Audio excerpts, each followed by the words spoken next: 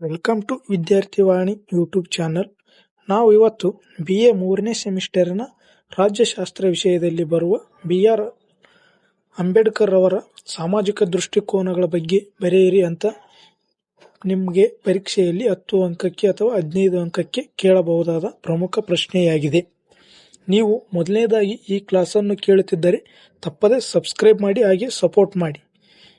ಈ ಪ್ರಶ್ನೆಯು ಇಂದಿನ ಪ್ರಶ್ನೆ ಪತ್ರಿಕೆಯಲ್ಲಿ 15 ಅಂಕಕ್ಕೆ ಕೇಳಿದ ಪ್ರಮುಖವಾದ ಪ್ರಶ್ನೆಯಾಗಿದೆ. ಆದ್ದರಿಂದ ಈ ವಿಡಿಯೋವನ್ನು ಸ್ಕಿಪ್ ಮಾಡದೆ ಕೊನೆ ತನಕ ನೋಡಿ, ನಿಮಗೆ 10 ಅಂಕ ಫಿಕ್ಸ್ ಬಂದೇ ಬರುತ್ತೆ. ಮೊದಲನೇದಾಗಿ ಪೀಠಿಕೆ. ಭಾರತ ಸಂವಿಧಾನದ ಶಿಲ್ಪಿ, ಮಹಾನ್ ಸಮಾಜ ಸುಧಾರಕ ಡಾಕ್ಟರ್ BR ಅಂಬೇಡ್ಕರ್ ಅವರ ಸಾಮಾಜಿಕ ದೃಷ್ಟಿಕೋನಗಳು ಕೇವಲ ರಾಜಕೀಯ ಸ್ವಾತಂತ್ರ್ಯಕ್ಕೆ ಸೀಮಿತವಾಗಿರಲಿಲ್ಲ.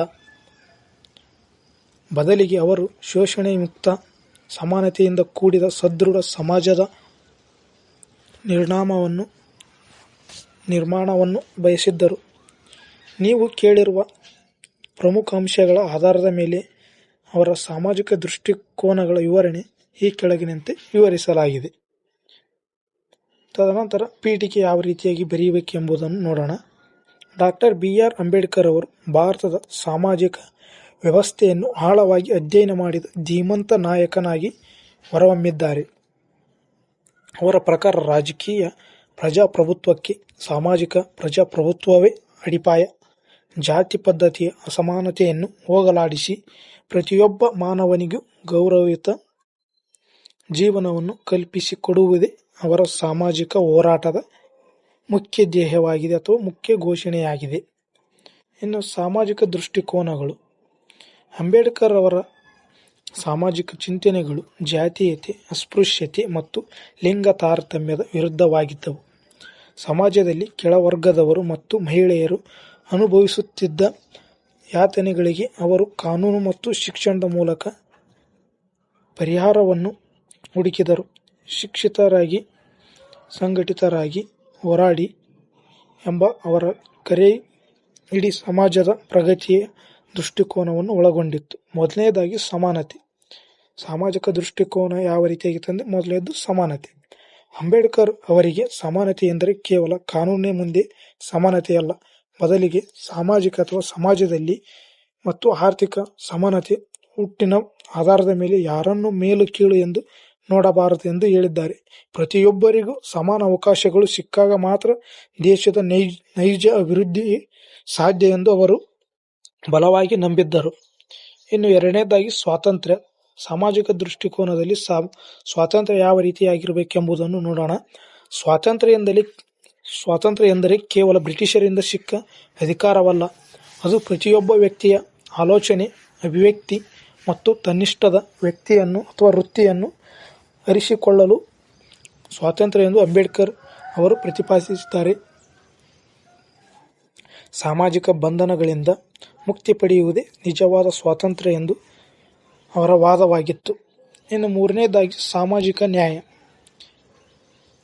ಶತಮಾನಗಳಿಂದ ತುಳಿತಕ್ಕೊಳಗಾದ ದಲಿತರು, ಹಿಂದುಳಿದವರು ಮತ್ತು ಮಹಿಳೆಯರಿಗೆ ಸಮಾಜದ ಮುಖ್ಯವಾಹಿನಿಯಲ್ಲಿ ಸಮಾನ ಸ್ಥಾನಮಾನ ನೀಡುವುದೇ ಸಾಮಾಜಿಕ ನ್ಯಾಯ.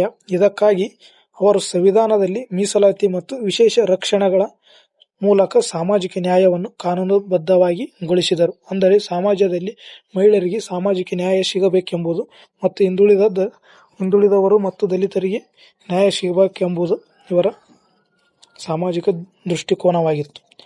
ಇನ್ನು ಭ್ರಾತೃತ್ವ ಭಾವನೆ. ಭ್ರಾತೃತ್ವ ಅಂದರೆ ಸಮಾಜದ ಎಲ್ಲ ನಾಗರಿಕರಲ್ಲಿ ಇರುವ ಒಡಹುಟ್ಟಿದವರ ಭಾವನೆ. ಸಹೋದರತ್ವ, ಜಾತಿ ಧರ್ಮಗಳ ಭೇದ ಮರೆತು ಎಲ್ಲರೂ ಒಂದೇ ಎಂಬ ಭಾವನೆ ಮೂಡದಿದ್ದರೆ ದೇಶದಲ್ಲಿ ಶಾಂತಿ ಮತ್ತು ಏಕತೆ ಸಾಧ್ಯವಿಲ್ಲ ಎಂದು ಎಚ್ಚರಿಸಿದರು. ನೆಕ್ಸ್ಟ್, ಹಕ್ಕುಗಳು ಮತ್ತು ಕರ್ತವ್ಯಗಳು. ಸಂವಿಧಾನದ 3ನೇ ಭಾಗದಲ್ಲಿ ಮೂಲಭೂತ ಹಕ್ಕುಗಳನ್ನು ಸೇರಿಸುವ ಮೂಲಕ ನಾಗರಿಕ ಘನತೆಯನ್ನು ಎತ್ತಿ ಹಿಡಿದರು. ಹಕ್ಕುಗಳ ಜೊತೆಗೆ ದೇಶದ ಕಾನೂನನ್ನು ಗೌರವಿಸುವುದು ಮತ್ತು ಸಮಾಜದ ಪ್ರಗತಿಗೆ ಶ್ರಮಿಸುವುದು ಪ್ರತಿಯೊಬ್ಬ ನಾಗರಿಕನ ಕರ್ತವ್ಯ ಎಂದು ಅವರು ನಂಬಿದ್ದರು. ಇನ್ನು ಪ್ರಜಾಪ್ರಭುತ್ವ. ಅಂಬೇಡ್ಕರ್ ಅವರಿಗೆ ಪ್ರಜಾಪ್ರಭುತ್ವ ಎಂದರೆ ಕೇವಲ 5 ವರ್ಷಕ್ಕೊಮ್ಮೆ ಮತ ಚಲಾಯಿಸುವ ಪದ್ಧತಿಯಲ್ಲ.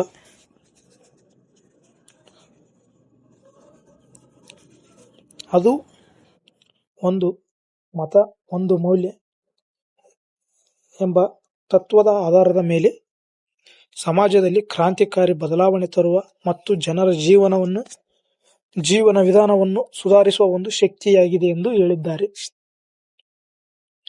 ನೆಕ್ಸ್ಟ್, ಜಾತ್ಯತೀತ. ಭಾರತದಂತಹ ಬಹುಸಂಸ್ಕೃತಿಯ ದೇಶಕ್ಕೆ ಜಾತೀಯತೆ ಅತ್ಯಗತ್ಯ ಎಂದು ಅವರು ಭಾವಿಸಿದ್ದರು. ರಾಷ್ಟ್ರಕ್ಕೆ ಯಾವುದೇ ಅಧಿಕೃತ ಧರ್ಮ ಇರಬಾರದು ಮತ್ತು